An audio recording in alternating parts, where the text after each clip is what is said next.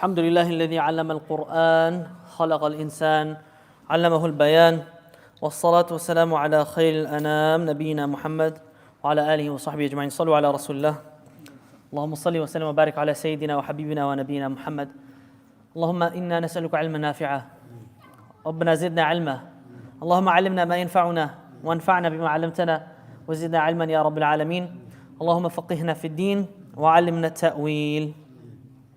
Covering the verses of Surah Luqman 6 and 7. So if you want to put on your phones, 6 and 7 of Surah Luqman, inshallah you can follow along with me in the ayat, and also if you want you can open your own translation. أعوذ بالله من الشيطان الرجيم. بسم الله الرحمن الرحيم. ومن الناس من يشتري لهو الحديث ليضل عن سبيل الله بغير علم ويتخذها هزوا أولئك لهم عذاب مهين. وإذا تتلى عليه آياتنا ولى مستكبرا كأن لم يسمعها كأن في أذنيه وقرا فبشره بعذاب أليم. صدق الله العظيم. Going to the first few verses of Surah Luqman that we covered, we discussed how Allah subhanahu wa ta'ala, He sends the Quran, the ayat of the Quran that is Al-Hakim, that is described to be a book full of wisdom, as a guidance and a mercy for Al-Muhsinin. Then we mentioned they are those who يقيمون الصلاة ويؤتون الزكاة وهم بالآخرة هم يوقنون أولئك على هدى من ربهم وأولئك هم مفلحون. Now, of course, the Quran, it mentions those that are righteous, and then it mentions the contrast of that, those that do the complete opposite. When you think of someone who listens to Quran and follows its guidance, just asking you, what do you think is the opposite? The one who listens to? Huh? Not like Like what? Music, for example. Bad music, all of the different dirty things that they listen to. So imagine, now the contrast is being given.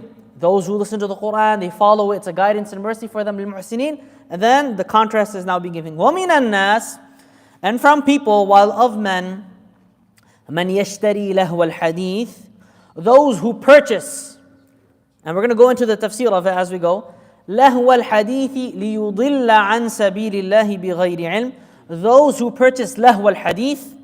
Shaykh Nuh, he translates it as fanciful, diverting tales of speech. Allahu, Allahu, it means ash-shughul an muhimmat al-umur, something that's distracting and something that diverts your attention, okay? Lahu al-hadith, they purchase these distracting and diverting tales of speech. لِيُضِلَّ عَنْ سَبِيلِ اللَّهِ, another qira'ah, لِيَضِلَّ, so misguiding and also being misguided himself, not me, in the ayah. Misguiding or misled to mislead from the path of Allah subhanahu wa ta'ala بِغَيْرِ عِلْمٍ, nakira. No, not even the faintest knowledge. Shaykh Nuh does a very good translation of this. بِغَيْرِ عِلْمٍ, without even the faintest knowledge. وَيَتَّخِذَهَا, connected to it, and take it for a mockery. أُولَٰئِكَ لَهُمْ, and for them, those people shall have عَذَابٌ مُهِينٌ. They will have a humiliating, they did ihana of the ayat of Allah subhanahu wa ta'ala in the Quran, so their punishment is also going to be humiliating, a humiliating chastisement. We're going to go into it, inshallah. وَمِنَ النَّاسِ مَنْ يَشْتَرِي لَهْوَ الْحَدِيثِ, while of men are those who purchase لَهْوَ الْحَدِيثِ. I explained to you what lahu means, okay? It's those things that divert your attention and distract you from what you're supposed to do. Al-lahu. Is all lahu bad? No. Some lahu is okay. For example, the hadith. A man, the time he spends in intimacy with his wife, is this good? Yes. So does that fall under things that are man yashtari lahu? Of course not.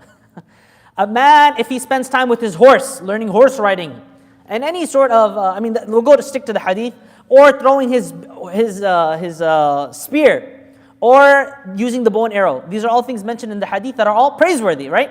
Why? Because there is a There is a best benefit to it, okay? So when you think of hobbies, when you think of things that a person engages themselves in, right? There are things that are beneficial. So that doesn't fall under what is meant here, okay? It's talking about those things that distract you and have no benefit to you, and they are of categories. Are all lahu of the same category? Different ahkam. But lahu, if it's not within those things that bring benefit, then it's disliked, the minimum. The least is going to be disliked. For example, children who spend a lot of time on the video games. You could say it's makruh, it's disliked. If they're missing salah, haram. If they're being disobedient to their parents, haram. Now the playing of those video games that's making them miss the salah, what does the ruling it take? Haram. Because now because of that, you're missing something that is fard upon you. Makes sense, right? Or let's say someone who loves sports, but then he does sports bets, sports gambling. A lot of people do this nowadays, right? What does this hukum now take? Oh, you like doing this, but now because it's correlated with something haram, now what is it? What's the ruling? It's haram, right? So same thing, lahu is of categories in that sense. Ibn Abbas radiallahu anhuma, when referring to this, he said, Wallahi alladhi la ilaha illahu. 3 times, Wallahi alladhi la ilaha illahu. This is referring to songs that people do and music that they listen to. Ibn Mas'ud radiallahu anhu, the great Sahabi, he's saying this. All of the Mufassirun, they mentioned, they mentioned the qawl of Ibn Mas'ud, Ibn Jarir Tabari and whatnot. So, I'm not going to go into the issue of is music halal, or musical instruments, is it halal, is it haram? Majority of fuqaha say it's what? Not allowed, impermissible. Those that permit it, do they permit, mashallah, listening to, I don't know what they listen to, Kendrick Lamar, Drake, all these dishim songs that they listen to. There's drugs, women, the list goes on, all of the disgusting things that you could think about in society. Would they allow this, mashallah, those fuqaha? You think they would allow this type of stuff? People are doing la'ib bi kalam Allah azza wa jalla. They're playing around with the religion of Allah subhanahu wa ta'ala. They just want any excuse to make things halal so that they can follow their desires. The music that the kids listen to, the pop culture, the hip hop, the rap, all of this, there is no way that anybody from the fuqaha of the past would have said that all of this, the drugs, the woman, the this, the haram, all of that, with all of the curse words, would be permissible. Nobody. Now if you're listening to Beethoven, classical music, maybe then you could be like, oh, I follow the Zahiri mazhab.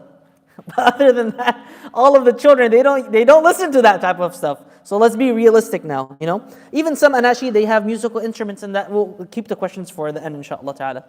And also Ibn Mas'ud radiallahu anhu, he says, Al-ghina yunbitu nifaqa fil qalb. Music, there's a book, it's titled, Music Made Me Do It. It's a really good book. Music Made Me Do It.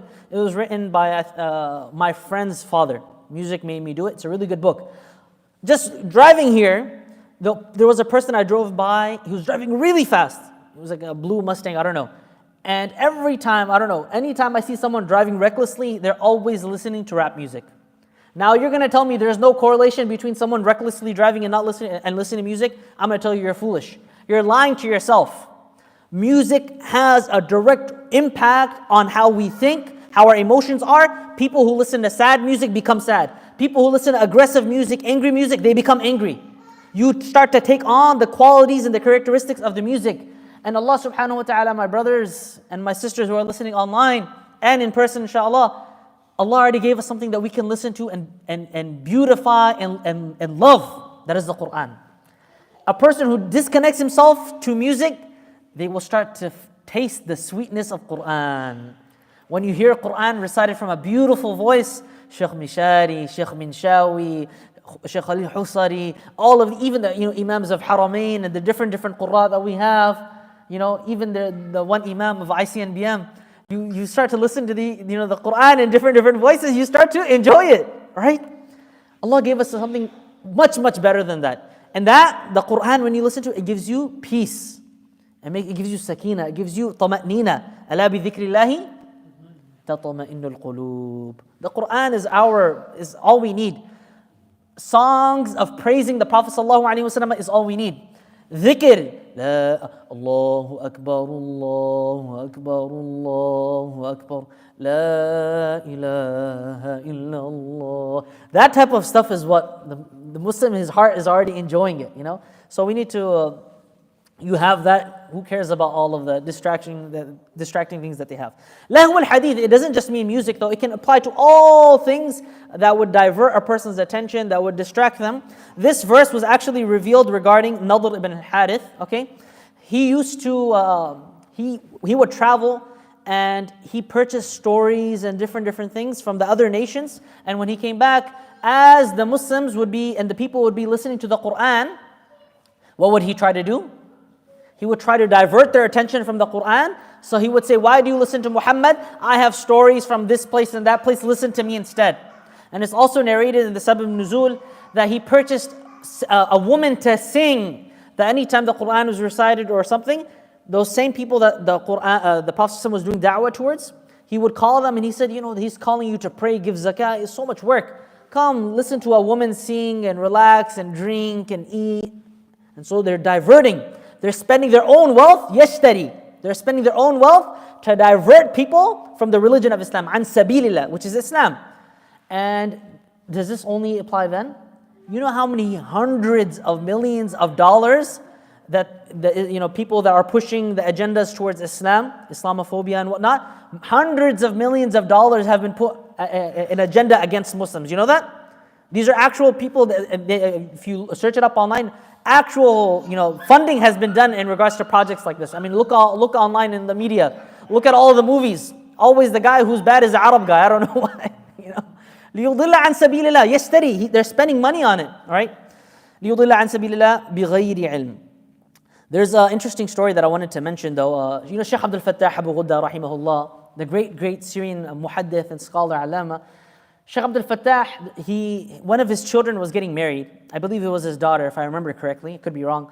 But his daughter was getting married, and the in-laws side, the mother-in-law, wanted to have music played in the wedding. Shaykh Abdul Fattah is a great scholar. How could his own family have a wedding? His own daughter or his own child have a wedding with music? Does it make sense? No, it doesn't.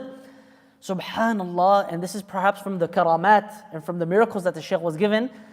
The speaker that they had in the hall, the wedding hall, they tried to play the music, it wasn't working. They would take the speaker outside of the hall, it would start working. They would bring it back into the hall, it would stop working. They kept trying, back and forth. It's working outside, it's not working inside. They're khalas, no music in the wedding. And then they came the next day to try it again. The music started working when the wedding was over and Shaykh was gone.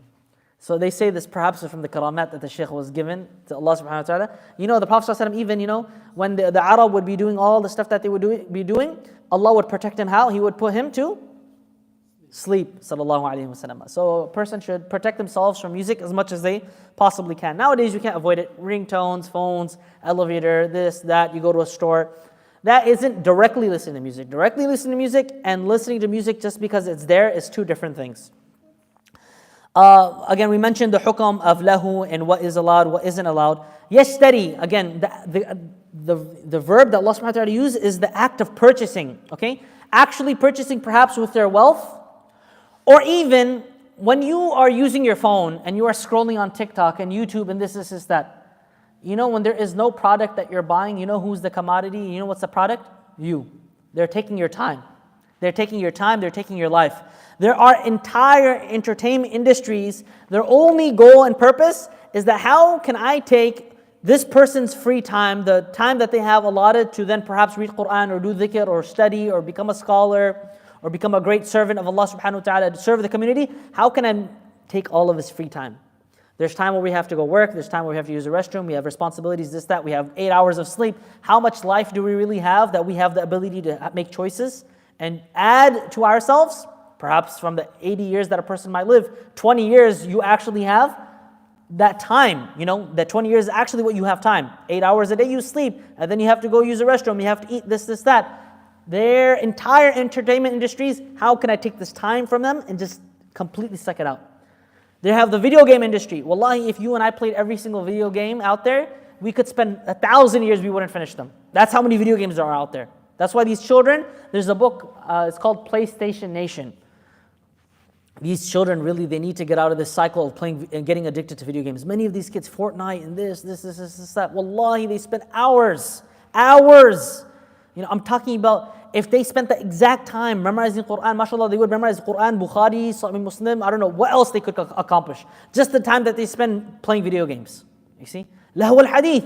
Entire entertainment industry is in the movies industry. Every time new movies are coming out, Despicable Me 1, Despicable Me 2, 3, 4. Movies come out and out and out. They don't stop, subhanAllah. They just constantly want to see, how can I waste this person's time? Let me try to engage them in it. Movies, industries, and then even sports. MashaAllah, people, instead of playing sports and being athletic, they'll watch all of the basketball games, all of the football games, all of the tennis games, all this, and the Olympics, and the cricket, and the this. Ya Rajul, your whole life is gone just watching other people living instead of yourself living. You're wasting your entire life away. There's a difference between watching so that you can perhaps learn qualities and characteristics and improve yourself in a sport. But most people don't watch like that. They just watch because it's fun. And then not only do they watch the sports, but then they watch the reporters after. Oh, the interview. Oh, mashallah, what did he say? Oh, what did she say? Oh, what did they put on Twitter? Who cares? ضياع الوقت. Go read some Quran. Go read some hadith. Go attend the masjid. Go attend a halaqah. Go serve your community. Go study. These are the things that provide benefit and provide value to a person. لِيُضِلَّ عَنْ سَبِيلِ اللَّهِ. Different qira'ah. لِيَضِلَّ. Not only are they misguiding, but they're also misguided themselves. They're misguiding others from the path of Allah subhanahu wa ta'ala بِغَيْرِ عِلْم. Without knowledge. Without knowledge here can go back to two things. بِغَيْرِ عِلْم. Without knowledge. Their purchasing could have been without knowledge. Them being engaged in lahu al-hadith could have been without knowledge, not knowing that they are replacing guidance with misguidance and truth with falsehood. بِغَيْرِ عِلْم can also be go back to misguiding. That they're misguiding others and they're being misguided without even being aware of that fact. Dr. Fadl al-Samurai, he said it's both. That their knowledge, not having knowledge, is attributed to them being engaged in lahu al-hadith, that they don't even know what they're getting themselves truly involved with, and the fact that they're misguiding others. So the harm is for themselves, and the harm is on others as well. بِغَيْرِ عِلْم, without any knowledge. This phrase, لِيُضِلَّ عَنْ سَبِيلِ اللَّهِ بِغَيْرِ عِلْم, similar versions of it occur many times in the Quran. I'll give you an example. And this is very important for the Hufaz like Dr. Junaid and those that read Quran. You see the mutashabihat, you'll get an understanding of why. Sometimes you'll see the mention of misguiding, إِضْلَال, لِيُضِلَّ, without the mention of sabil. For example, sabil of course is referring to Islam as I mentioned. An example where Allah subhanahu wa ta'ala mentions it without sabil, okay, in Surah Al-Hajj, Surah Al-An'am.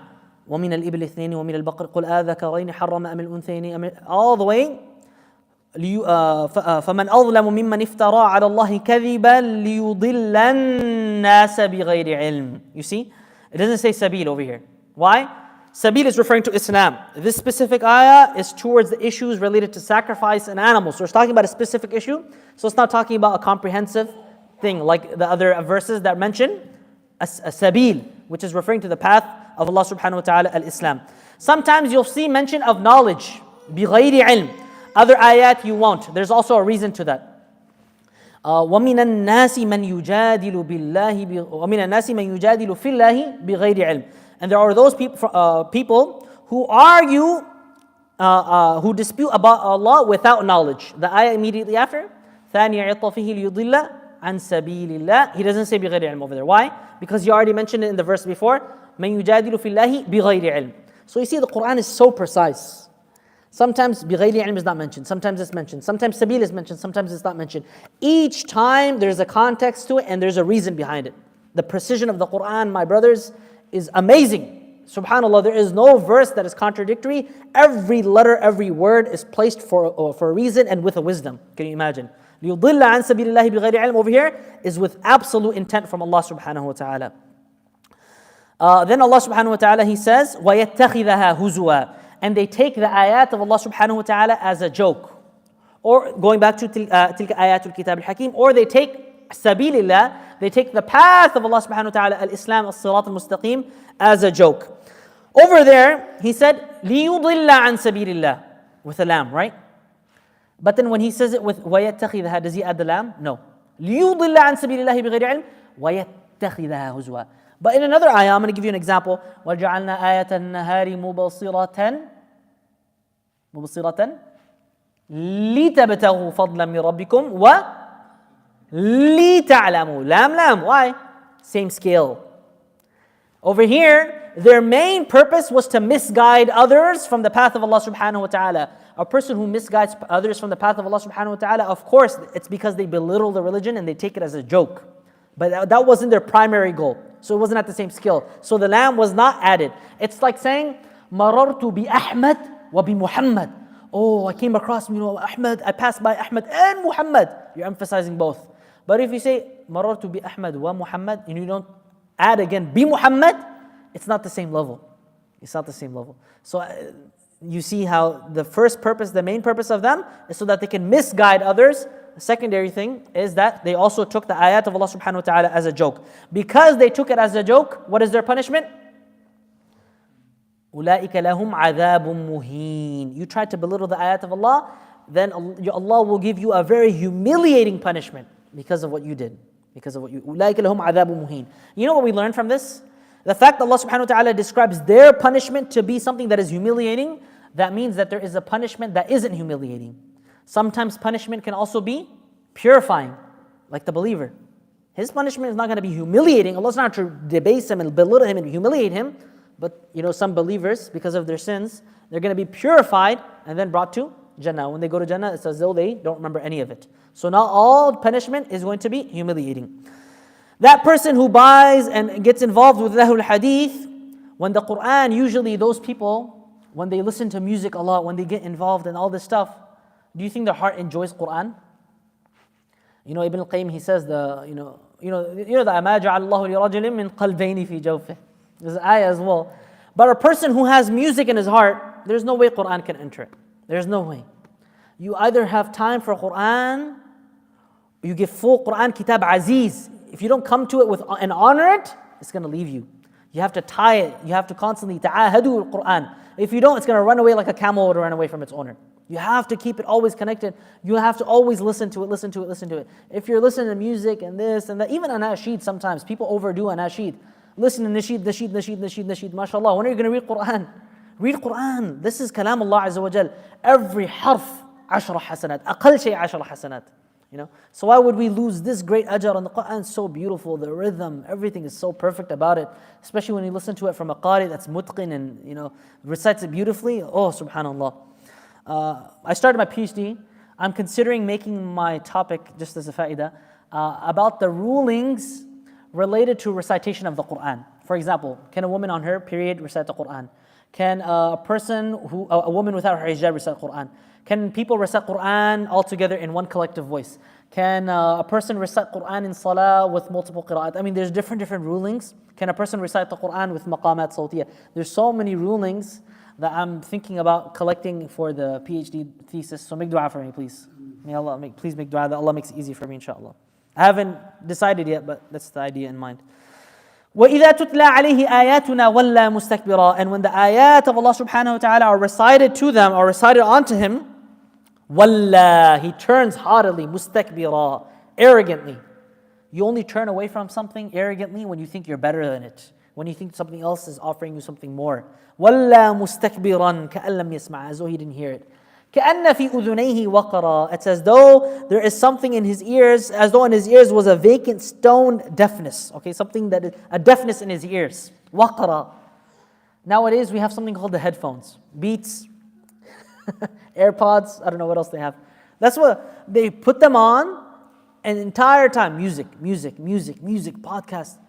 Wallahi, your whole life is gone in music. People are spending hours a day, hours. They have the Spotify at the end of the year. You should tell me, right? At the end of the year, Spotify, they tell you all the amount of music you've listened to, right? They have that feature, I think, in the app. Do they? Not because you listen to it. I'm just saying because you're young people, they do it. Spotify has a feature that at the end of the year, they tell you how much music you've listened to. And people are literally mashallah, looking at themselves, praising themselves. Oh, I listened to 200 hours of music, 100 hours, mashallah. That's how much time you wasted listening to shaitan. وَلَّى مُسْتَكْبِرًا كَأَن لَمْ يَسْمَعْهَا كَأَنَّ فِي أُذُنَيْهِ وَقْرًا. Literally like headphones. كَأَنَّ فِي أُذُنَيْهِ وَقْرًا فَبَشِّرْهُ بِعَذَابٍ أَلِيمٍ. Why does Allah subhanahu wa ta'ala, فَبَشِّرْهُ, give him glad tidings of a painful punishment? Why is Allah saying, give him glad tidings? Give him glad tidings for this. Bishara, something good. Allah is making what? a mockery of them now. Allah's, وَمَكَرُوا وَمَكَرَ. Oh no, that's different, it's plotting. But, اللَّهُ يَسْتَهْزِئُ بِهِمْ. Allah يَسْتَهْزِئُ بِهِمْ. Now, بَشِّرْهُم, give them good news. بِعَذَابٍ أَلِيمٍ, of a very painful punishment. Why is it painful? Ibn Kathir, he mentioned something really nice. He said they will have a painful punishment because they used to find it painful when listening to the Quran. When you used to find it painful listening to the Quran, your punishment is going to be way more painful. فَبَشِّرْهُم بِعَذَابٍ أَلِيمٍ. And I don't know about you all, but I've seen it myself. Those people that always listen to music, when you try to put Quran in front of them, it's like a shaitan is out inside of them. They can't listen to it. They're like, put something else, put something different, put something different. I've seen this myself. It's as though shaitan's inside of them. I don't know, they need ruqyah. I don't know what they need. They need detoxing from listening to all that music and shaitan constantly in their ears. But I've seen it myself when someone is always listening to music, when you even try to put a lecture, Quran or anything of that sort, it's as though something is inside them that they cannot hear it. وَلَّا كَأَن لَّمْ يَسْمَعْهَا كَأَنَّ فِي أُذُنِهِ وَقْرًا. اللهم اجعلنا من الذين يستمعون القول فيتبعون أحسنه. اللهم اجعلنا من الذين يستمعون القرآن. اللهم اجعلنا من أهل القرآن الذين هم أهلك وخاصتك. اللهم ارزقنا بكل حرف من القرآن حلاوة وبكل كلمة كرامة وبكل آية سعادة وبكل سورة سلامة وبكل جزء جزاء. وصلى اللهم على نبينا محمد وعلى آله وصحبه أجمعين. كان عندك سؤال؟ أنا كنت أريد أن أقول نعم. اللي يسمعون الأغاني